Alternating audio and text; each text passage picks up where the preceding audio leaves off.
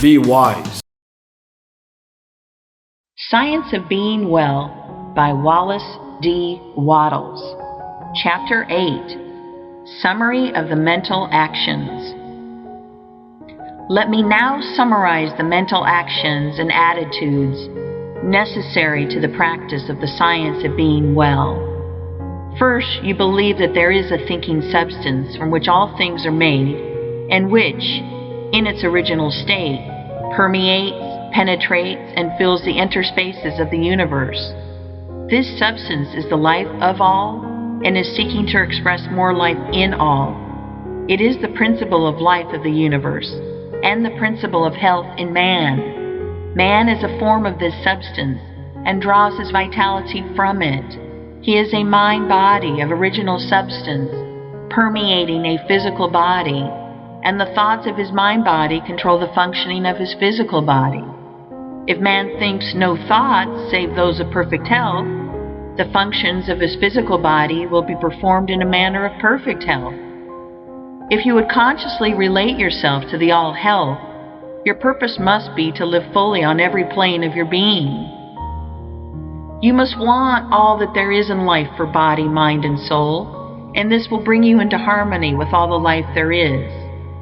The person who is in conscious and intelligent harmony with all will receive a continuous inflow of vital power from the Supreme Life, and this inflow is prevented by angry, selfish, or antagonistic mental attitudes.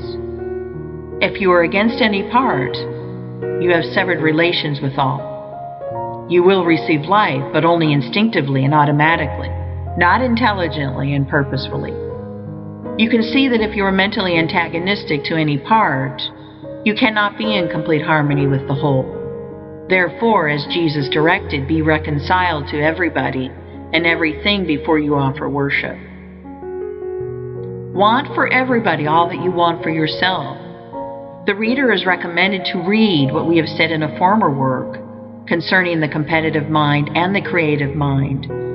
It is very doubtful whether one who has lost health can completely regain it so long as he remains in the competitive mind. Being on the creative or goodwill plane in mind, the next step is to form a conception of yourself as in perfect health, and to hold no thoughts which are not in full harmony with this conception. Have faith that if you think only thoughts of health, you will establish in your physical body the functioning of health, and use your will to determine that you will think only thoughts of health. Never think of yourself as sick or as likely to be sick. Never think of sickness in connection with yourself at all. And as far as may be, shut out of your mind all thoughts of sickness in connection with others. Surround yourself as much as possible with the things which suggest the ideas of strength and health. Have faith in health and accept health as an actual present fact in your life. Claim health as a blessing bestowed upon you by the Supreme Life, and be deeply grateful at all times. Claim the blessing by faith. Know that it is yours, and never admit a contrary thought to your mind. Use your willpower to withhold your attention from every appearance of disease in yourself and others. Do not study disease, think about it, nor speak of it. At all times, when the thought of disease is thrust upon you, move forward into the mental position of prayerful gratitude for your perfect health. The mental actions necessary to being well may now be summed up in a single sentence. Form a conception of yourself in perfect health, and think only those thoughts which are in harmony with that conception. That, with faith and gratitude and the purpose to really live, covers all the requirements. It is not necessary to take mental exercises of any kind, except as described in Chapter 6, or to do wearying stunts in the way of affirmations and so on. It is not necessary to concentrate the mind on the affected parts. It is far better not to think of any part as affected.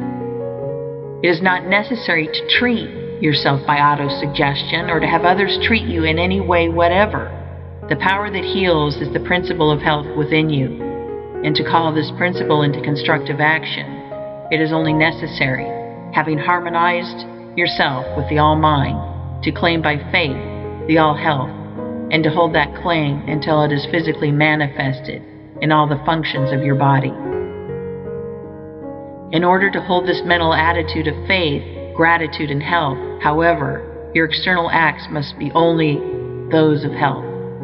You cannot long hold the internal attitude of a well person if you continue to perform the external acts of a sick person. It is essential not only that your every thought should be a thought of health, but that your every act should be an act of health performed in a healthy manner.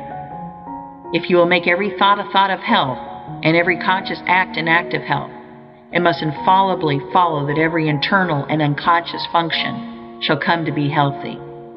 For all the power of life is being continually exerted toward health. We shall next consider how you make every act an act of health. End of Chapter 8.